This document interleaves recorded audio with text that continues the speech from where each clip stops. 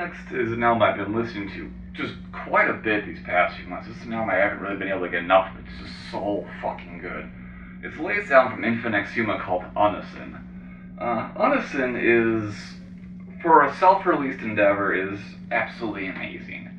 I was already really impressed with Lucas Levi-Leotard's first album, and he just seems to be getting better and better with each album.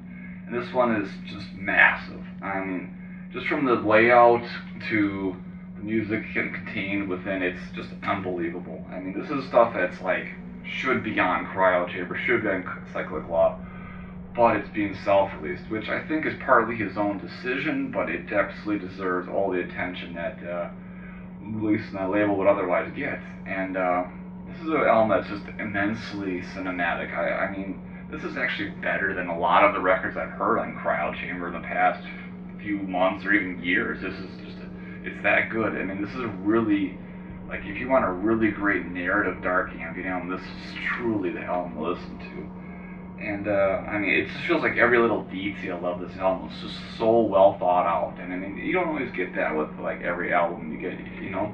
It's just, everything is just so perfected to a point where it's like, you can just put this album on and just lose yourself.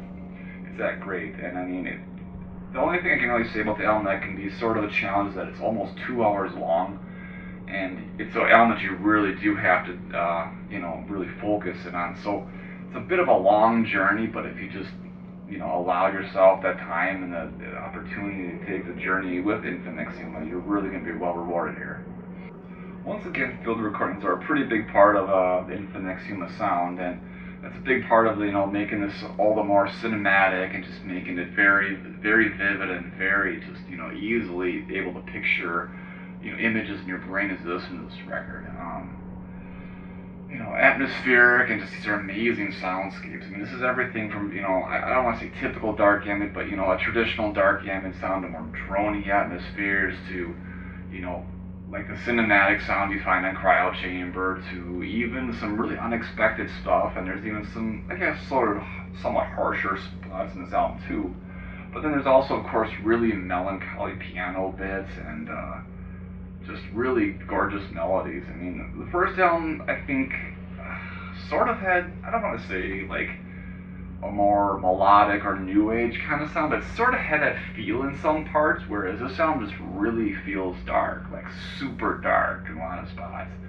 And it's really nice, like it was really nice to see with this album. It really, you know, this is really dark. So once again, this is about the recycled soul, its journey after leaving the human host from suicide, and its continued journey now through a land called Unasan.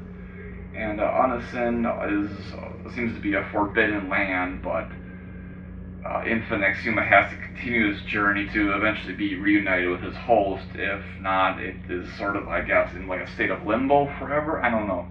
But that's sort of the story that's being told here. And I mean, again, it's not totally spelled out or right in front of you as you listen to it, but you have to kind of make the story along as you go on. But there's such vivid detail in this music. It really helps, and it's really easy to like sort of picture it all in your brain as you go along.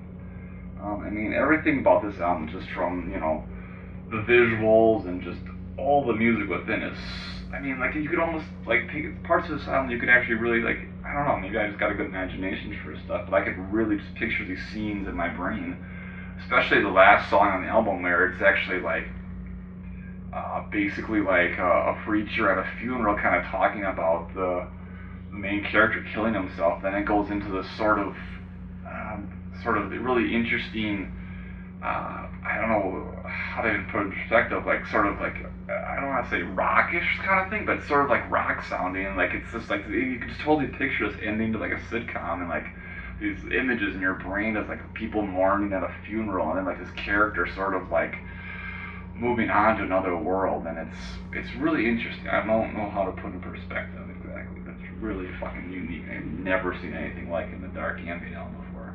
There's lots of other interesting things, like just some narrative parts, like the warning has a sort of grumbly old sage kind of voice that pops in right away. It almost kind of sounds like the voices that you see in the Atrium Carcery albums, kind of that sort of narrative voice, and also like songs like Suffocation are just deep, droning, longs, and I mean, it's long songs. I mean, I couldn't think of a better title than Suffocating. It really just sounds like losing air and just, like passing into sleep or just death. It's really immense.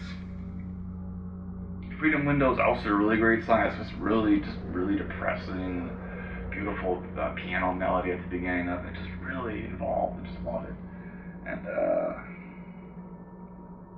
there's lots of really great songs in this album. It's hard to really just kind of highlight them all, but I mean, it's a 2-hour journey, like I said, so it's a bit to take in, and you're really going to have to give it several listens, but once you really kind of give it those listens, it really starts to become a part of you. You really get the whole narrative, and it's really just this visual, immense, vivid thing. It's just awesome.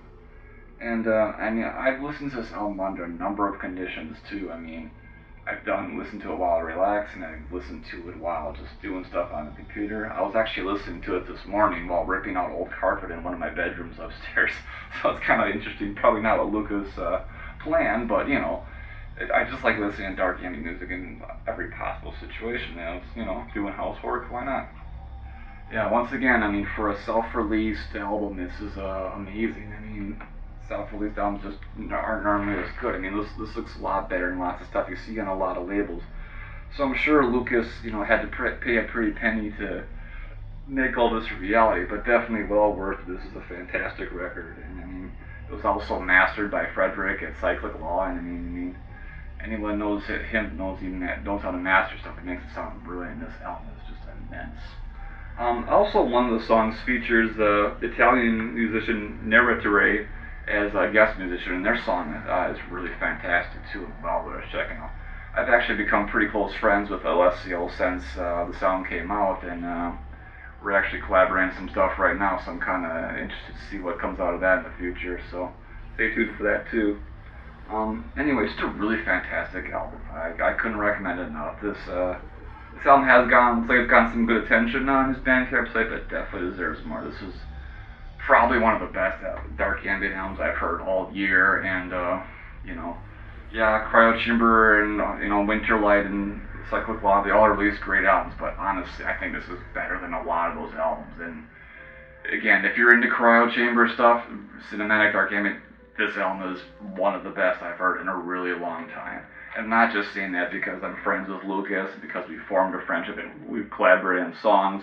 It's because this is just a really fucking awesome album. And if you're into dark ambient music, this is just simply an album you have to check out. It's Unasan by Infinexhuma. So here's a little bit closer look at the awesome artwork that graces Unasan. So here's the front cover, which is no doubt the recycled soul journeying through the forest. And I just love this sort of really ominous, kind of, really melancholy cover with this purple haze on. It's really cool. I love it. And inside there's some text to kind of guide you along on the journey to give you a little bit bigger insight. There's another look at the recycled soul. And the inside with the 2 CDs. And the back cover.